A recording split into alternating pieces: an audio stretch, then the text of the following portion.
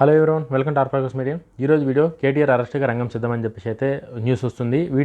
అసలు కేటీఆర్ అరెస్ట్ అవుతాడా, అరెస్ట్ అయితే దేనిలో అరెస్ట్ అవుతాడని చెప్పి మాత్రం వీడియోలో ఎక్స్ప్లెయిన్ చేస్తా. వీడియో నచ్చితే లైక్ చేయండి, షేర్ చేయండి, ఛానల్కి సపోర్ట్ చేయండి. ఇంకా మంచి మంచి వీడియోలు చేయడానికి ట్రై చేస్తా. కేటీఆర్ గవర్నమెంట్ ఉండేటప్పుడు ఈ రేస్ ఏదైతే జరిగిందో, ఫార్ములా రేస్ ఏదైతే హైదరాబాద్లో జరిగిందో దానికి సంబంధించి నిధులు ఏవైతే ఉన్నాయో అవి గోల్మాల్ అయినాయని చెప్పి ఏసీబీలో నిన్న కేసు అయితే ఫైల్ చేయడం జరిగింది.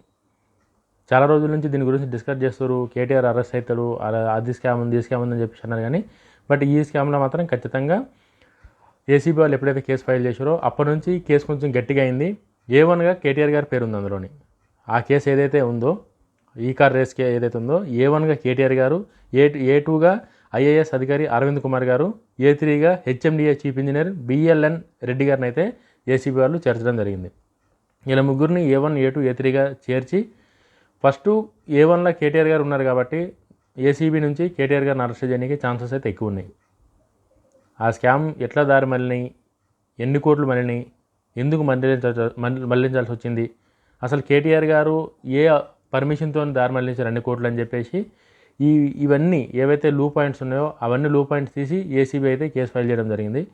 కేటీఆర్ గారు ఇప్పుడే కాదు, లాస్ట్ ఒక 6 months నుంచి కనుక చూస్తే కేటీఆర్ గారు ఈ విషయంలో అరెస్ట్ అవుతారు, ఆ విషయంలో అరెస్ట్ అవుతారని చెప్పి కేటీఆర్ గారిని అరెస్ట్ చేయడానికి ఎక్కడెక్కడైతే ఏ స్కోపులు ఉన్నాయో, ఏవైతే గత గవర్నమెంట్లో కేటీఆర్ గారు చేసిన తప్పుదాలు ఏవైతే ఉన్నాయో ఆ తప్పిదాలలో కొన్ని ఏవైతే స్ట్రాంగ్గా ఉన్నాయో, ఇప్పుడు ఒక మాజీ మినిస్టర్ని అరెస్ట్ చేయాలంటే ఎవరికన్నా సరే కూడా అది చిన్న మజా కాదు. ఒకవేళ అరెస్ట్ చేసినాక ఆయన కనుక పాజిటివ్గా కనుక అరెస్ట్ అయిందనుకో, ఇప్పుడున్న గవర్నమెంట్కి చాలా కష్టమవుతుంది. అది కనుక ప్లస్ అరెస్ట్ చేస్తే చాలా దారుణంగా మైనస్గా సాలిడ్ రీజన్తో అరెస్ట్ చేయాలి.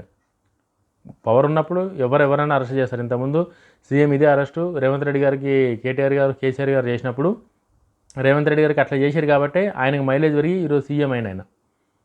వీళ్ళ గవర్నమెంట్ను కూలగొట్టి వీళ్ళ నెత్తి మీద కూర్చొని శివతండమాడే సీఎం ఆయన రేవంత్ రెడ్డి గారు. సో ఇప్పుడు రేవంత్ రెడ్డి గారు కూడా అదే తప్పు చేస్తారని చెప్పి అయితే నేను అనుకుంటలేను. వీళ్ళకి సింపతి పెరిగి మళ్ళీ వీళ్ళు గవర్నమెంట్లోకి వచ్చే ఛాన్స్ కూడా ఒక్కరు కూడా రేవంత్ రెడ్డి గారు ఇస్తారని చెప్పి అయితే మాత్రం నేను అనుకుంటలేను. బట్ ఏదైతే లీగల్గా జరగాల్సిందో, ఏవైతే స్కామ్లు జరిగినాయో ఖచ్చితంగా దానికి విచారణ జరగాలి. అది అరెస్ట్ చేస్తారా, లేకపోతే ఇంటికి వచ్చి విచారిస్తారా, లేకపోతే పోలీస్ స్టేషన్కి పిలిచి విచారిస్తారా, లేకపోతే కోర్టులో విచారణ జరుగుతుందా, అది ఏందన్నది ఇప్పటివరకు క్లారిటీ లేదు ఎవరికి. ఏసీబీ వాళ్ళు ఫైల్ A1గా చేర్చారు కాబట్టి ఖచ్చితంగా అరెస్ట్ అవుతాడు అన్నకడికైతే మాత్రం అన్ని వర్గాల నుంచి వినిపిస్తుంది ఇది. ఒకవేళ కేటీఆర్ గారు అరెస్ట్ అయిన తర్వాత కేటీఆర్ గారికి అది ప్లస్ అయిందంటే కేటీఆర్ గారి మైలేజ్ జరుగుతుంది. లేదు మైనస్ అయిందంటే మాత్రం కేటీఆర్ గారికి ఇప్పటికే పవర్ పోయినాక కేటీఆర్ గారు ఆల్రెడీ చాలా గ్రిప్ కోల్పోయారు. ఇప్పుడు కేటీఆర్ గారు మాటిని కేటీఆర్ గారు చెప్పేది ప్రతి ఒక్క ఏది చెప్పినా సరే ఇమీడియట్లీ డిసిజన్ తీసుకొని ఇమీడియట్లీ చేసేటట్టు ఎవరు లేరు తెలంగాణలో. ఇప్పుడున్న కాంగ్రెస్ గవర్నమెంట్ ఏదైతే ఉందో వాళ్ళ క్లారిటీ ప్రకారం ఎక్కడ స్ట్రాంగ్ ఉండాలి ఏందన్నది వాళ్ళు చాలా స్ట్రాంగ్ ఉన్నారు. ముఖ్యమంత్రి రేవంత్ రెడ్డి గారు ఆయన గైడ్ చేసే విధానం వాళ్ళ ఎమ్మెల్యేలను కానీ ఎంపీలను కానీ వాళ్ళు ప్రజలకు ఏం కావాలి, ఇప్పుడు నేను హైదరాబాద్లో ఉంటున్నానని చెప్పి నా హైదరాబాద్ దిక్కించి ఒకదాని గురించి మాట్లాడుకుంటే కాదు. అది విలేజెస్ ఉన్నాయి తెలంగాణలో, ఇంకా మిగతా జిల్లాలు ఉన్నాయి. అన్ని జిల్లాలలో అక్కడ ఏం కావాలన్నది రేవంత్ రెడ్డి గారు ఫోకస్ చేశారు. అది ఒక్క హైదరాబాద్నే ఇంతకుముందు ఉన్న బీఆర్ఎస్ ఏంటంటే హైదరాబాద్నే ఎంతసేపు లేపి ఆలే లేకుండా పోయారు. ఇప్పుడు రేవంత్ రెడ్డి గారు అట్లా కాకుండా హైదరాబాద్ ఇమేజ్ లేపకుండా హైదరాబాద్ ఇమేజ్ అట్లనే ఉంటుంది. అది నీట్గా అర్థం చేసుకుని రేవంత్ రెడ్డి గారు క్లారిటీతోని హైదరాబాద్ ఎట్లున్నా సరే కూడా హైదరాబాద్ లేపే అవసరం లేదు, ఆటోమేటిక్గా అది లేచి ఉంది, అది కంటిన్యూ అయితేనే ఉంటుంది. అది సీఎం రేవంత్ రెడ్డి గారు ఉన్నా, కేటీఆర్ గారు ఉన్నా, కేసీఆర్ గారు ఉన్నా, ఎవరు సీఎం ఉన్నా హైదరాబాద్ బ్రాండ్ అనేది దాన్ని ఎవరు దెబ్బతీయలేరు. అది రేవంత్ రెడ్డి గారు తెలుసు కాబట్టి రేవంత్ రెడ్డి గారు పల్లెల మీద ఫోకస్ చేశారు. ఆయన విలేజెస్ మీద, ప్రతి జిల్లాలో ఎన్ని విలేజ్లు ఉన్నాయి, ఎన్ని మండలాలు ఉన్నాయి, అక్కడ ఏమేమి కావాలి, ఎట్లా చేయాలి అని చెప్పి పిల్లలకు భోజనం పెట్టేదానిలో కావచ్చు, ఈ రైతు బంధు కావచ్చు, రైతు రుణమాఫీ కావచ్చు, ఇలాంటి అన్నీ ప్రజలకు ఏదైతే మేలు జరుగుతుందో, ఆర్టీసీ ఫ్రీ బస్సు కావచ్చు, వీటి మీద ఫోకస్ పెట్టి ఇప్పట్లో రేవంత్ రెడ్డి గారిని పాయింట్అవుట్ చేసే పాయింట్లు ఏవీ లేవు. ఆయన చాలా క్లియర్గా చాలా క్లారిటీతో డిసిజన్ తీసుకుంటున్నాడు. ఆయన అడ్డిగుడ్డుగా ఏదో ఆవేశంలో డిసిజన్ తీసుకుని నేను ఏదో ఒకటి చేస్తే అయిపోతుంది అన్న అట్లా లేదు ఆయనకి. ప్రతిరోజు ప్రజలు ఉంటుండు, ప్రజలకు అందుబాటులో ఉంటుండు, నెలలో 2-3 మీటింగ్లు పెడుతుండు, ప్రతి జిల్లా పర్యటన చేస్తుండు. కాబట్టి ఇప్పుడు కేటీఆర్ గారిని అరెస్ట్ చేసినా సరే కూడా రేవంత్ రెడ్డి గారికి డ్యామేజ్ అవుతుంది అనుకునే ఇమేజ్ డ్యామేజ్ అవుతుంది అన్న సీన్ కూడా లేదు. ఒక అరెస్ట్ చేస్తే నిజంగానే అరే అప్పుడు అంతగానే అన్ని కోట్లు తీసుకుంటేమో అరెస్ట్ చేసినామో అన్నక్కడికి తెలంగాణ సమాజం అంటారు తప్ప, మహా అంటే బీఆర్ఎస్ క్యాడర్ ఏదైతే ఉందో బీఆర్ఎస్ క్యాడర్ వాళ్ళు ఖచ్చితంగా వాళ్ళు ధర్నాలు అవి ఇవి కామన్, అది ప్రతి ఒక్క పార్టీకి క్యాడర్ ఉంటుంది కాబట్టి ఆ క్యాడర్లో ఏదైతే ఉందో వాళ్ళు ధర్నాలు చేస్తారు తప్ప, ఇప్పుడు ఆ కేసులో కనుక కేటీఆర్ గారు అరెస్ట్ అయితే రేవంత్ రెడ్డి గారికి ఏమైనా ఇబ్బంది అవుతుందంటే ఏమీ ఇబ్బంది కాదు.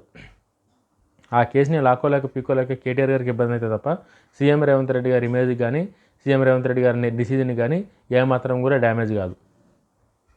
ఎందుకు డ్యామేజ్ కాదంటే సీఎం రేవంత్ రెడ్డి గారు ఏదో సీఎం కాగానే కసి ఏమంటారు మన పగ తెచ్చుకునే పగ రాజకీయాలు అయితే రేవంత్ రెడ్డి గారు చేస్తలేరు.